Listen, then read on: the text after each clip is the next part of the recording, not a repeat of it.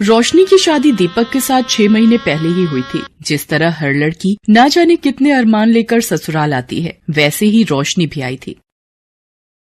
रोशनी बहू, कितनी रोटियां सेक रही है? देख, 3 तेरे ससुर जी की, 3 सुनील की, और मुझे तो कम भूख है। मेरी 2 सेक दे, बाकी अपनी देख ले। तू भी वैसे 2 रोटी ही खाएगी। अरे हाँ, याद आया, 2 रोटी सुबह की बची हुई है। मैं और तू एक एक वो ले लेंगे तो 8 रोटी बहुत रहेंगी।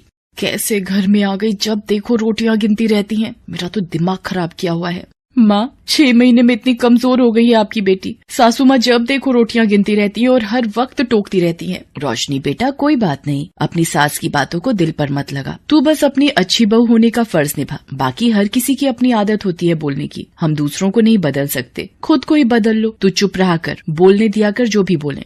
रोशनी अपने काम में लग जाती है। अगले दिन, ये क्या रोशनी, तूने अभी तो दीपक के लिए चाय बनाई थी, अब दोबारा क्यों बना रही है? फ्राई पैन में बची हुई चाय रखी तो है, वही पी लेती। माँ जी, चाय थोड़ी देर भी पड़ी रहे तो उसका स्वाद बदल जाता है, और मुझे ताजी चाय पीने की आदत है। तो ये चाय मुझे दे दे, इतनी महंगी चीनी पत्ती दूध वाली चाय है।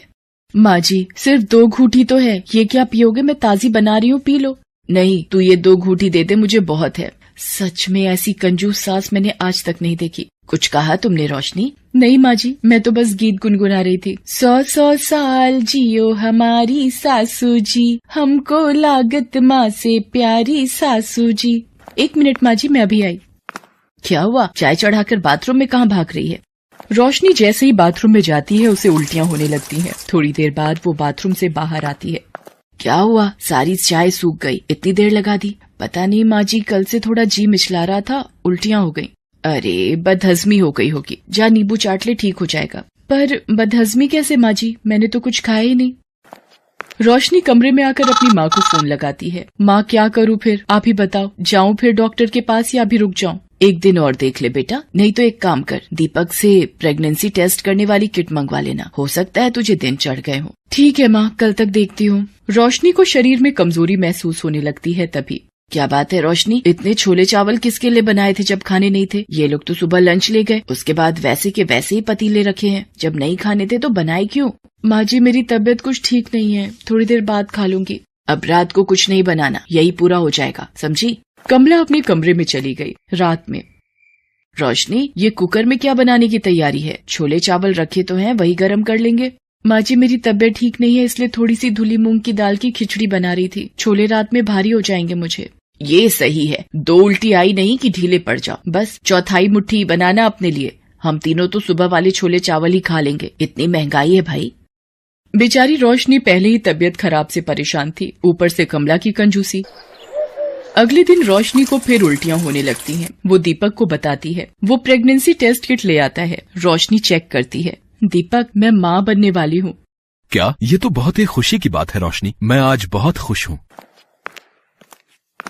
क्या तू माँ बनने वाली है? चल ठीक है, अब थोड़ी बचत करनी शुरू कर दे, आगे 2 से 3 हो जाओगे तो खर्चे बढ़ जाएंगे। माँ जी, मैं दीपक के साथ डॉक्टर के पास होकर आती हूँ। अरे, उसे क्यों परेशान कर रही है, उसे काम पर जाने दे, मेरे साथ चलना। दीपक काम पर चला जाता है। रोशनी कमला के साथ डॉक्टर के पास जाती है।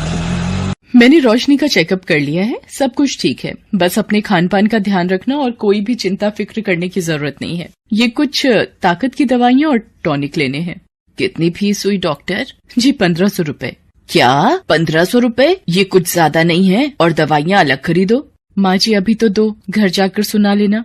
अब इतने पैसे यहाँ लग गए, दवाइयाँ भी 1200 की आ गई। अब ऑटो के 80 रुपए नहीं दूंगी, पैदल चल ले। पैदल चलना गर्भवती के लिए अच्छा होता है। कहाँ फंस गई मैं इन जैसी कंजूस के साथ। कमला और रोशनी घर आ जाते हैं। अब रोशनी गर्भवती थी तो उसे ज्यादा ध्यान रखने की जरूरत थी, पर कमला की कंजूस आदत से वो कैसे पीछा छुड़ाती। एक दिन, रोशनी, ओ रोशनी, कहाँ है? माँ जी, बाहर हूँ, ये दशहरी आम वाला भैया आया हुआ है, वही ले रही हूँ। ओ भैया, क्या भाव दे रहा है? अम्मा जी 70 रुपए किलो दिए हैं 2 किलो के। तुम 60 रुपए दे देना, बोनी का टाइम है। अरे, क्या लूट मचा रखी है, औरतें देखकर भाव बढ़ा दिए, और ये आम तो हैं भी बिल्कुल बेकार पिलपिले से। पर माँ जी, मेरा आम खाने का बहुत मन था। अच्छा, तुझे आम खाना है, ये ले भैया 5 रुपए, ला एक आम दे दे। क्या अम्मा जी है इतनी कंजूसी, सिर्फ एक आम? तो क्या पूरा ठेला खरीद लूं? ला, मुफ्त में दे, एक आम देगा, बड़ा आया बात करता है, चल जा यहाँ से। रोशनी गुस्से में घर के भीतर आ जाती है और अपने कमरे में चली जाती है और सारी बात अपनी माँ को बताती है। अब तुम ही बताओ माँ, इतनी कंजूसी, वो भी आम खरीदने में। मेरा इतना मन था आम खाने का। कोई बात नहीं, तो दीपक को बोल देना, वो शाम को लेता आएगा। उसी शाम रोशनी के ससुर रोशनी के लिए कुछ सामान लाते। कमला, ये देसी घी और थोड़ा ड्राई फ्रूट, बादाम, काजू वगैरह लाया हूँ। रोशनी बहू को 9वां महीना लग गया है ना, उसे कुछ न कुछ खिलाती रहा करो। अरे आप भी ना, इतना देसी घी और ड्राई फ्रूट क्या करना था, थोड़े बहुत ही ले आते, बेकार की फिजूल खर्ची करते हो। लाओ दो, अच्छा मैं रसोई में रख देती हूँ। कमला सारे ड्राई फ्रूट और घी छुपा कर रख देती है। अरे इतने महंगे बादाम काजू थोड़े दे दूंगी, सारे खा जाएगी। ये घी भी एक कड़छी निकाल लेती हूँ, एक हफ्ता तो चली जाएगा, बाकी छुपा देती हूँ।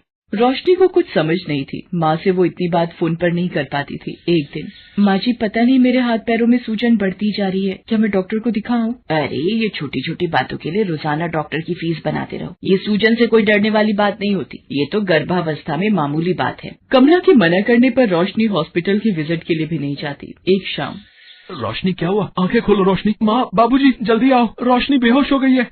अरे बिस्तर पर लिटा दे, थोड़ा पानी के छींटे डाल, आ जाएगा होश। दीपक कोशिश करता है पर रोशनी होश में नहीं आती। वो रोशनी को हॉस्पिटल लेकर भागता है। डॉक्टर वहाँ रोशनी का चेकअप करती है। ये क्या हाल बना दिया है आपने रोशनी का? आपको पता भी है रोशनी का बीपी कितना बढ़ा हुआ है? और इनकी तो अपॉइंटमेंट थी 15 दिन पहले की, वो भी मिस की हुई है। आपकी इतनी बड़ी लापरवाही से रोशनी की जान भी जा सकती है। माँ, आपको पता था ना रोशनी को डॉक्टर के पास आना है? कमला घबरा चुकी थी, उससे बड़ी गलती हो चुकी थी। कमला, अब तो शर्म करो, इतनी कंजूसी, तुम अपनी ही बहू के साथ ये व्यवहार करोगी? मुझे नहीं पता था। वो तुम्हें माँ कहती है, उसने अपना मायका छोड़ हमारे घर को अपनाया है। अगर बहू या बच्चे को कुछ हो गया तो ऐसा ना हो सारी जिंदगी तुम्हें पछताना पड़े। माँ, अगर आपको मेरे और रोशनी के रहने से कोई परेशानी है, बस एक बार रोशनी ठीक हो जाए, मेरा बच्चा सकुशल दुनिया में आ जाए, फिर मैं अपनी पत्नी और बच्चे को लेकर हमेशा के लिए चला जाऊंगा। नहीं नहीं दीपक, मुझे माफ कर दे बेटा, मेरी आंखों पर कंजूसी की पट्टी बंधी थी, मैंने सही को गलत नहीं समझा। दीपक के पापा, आप भी मुझे माफ कर दो। मैं एक ऐसी सास हूँ जिसने अपनी ही बहू को मौत के मुंह में धकेल दिया। भगवान मुझे क्षमा कर दो। कमला रोने लगती है, तभी डॉक्टर आ जाती हैं। बधाई हो, बेटा हुआ है। माँ और बच्चा दोनों ठीक हैं। सब लोग बहुत खुश होते हैं। घर आने के कुछ दिन बाद दीपक रोशनी से कहीं और चलकर रहने के लिए कहता है, पर रोशनी मना कर देती है। दीपक, माँ जी को छोड़कर मैं कहीं नहीं जाऊंगी, वो मेरी माँ है, मैं उन्हें छोड़कर कहीं नहीं जाऊंगी। कमला ये सब सुन लेती है। रोशनी बहू, मुझे माफ कर दे, मैंने तेरे साथ इतना गलत किया, फिर भी आज तू मेरी परवाह कर रही है। नहीं माँ, माफी मत मांगो, बस अपना आशीर्वाद दो। उस दिन से कमला का व्यवहार सबके प्रति बहुत बदल जाता है, जिसको देखकर परिवार में सब बहुत खुश होते हैं।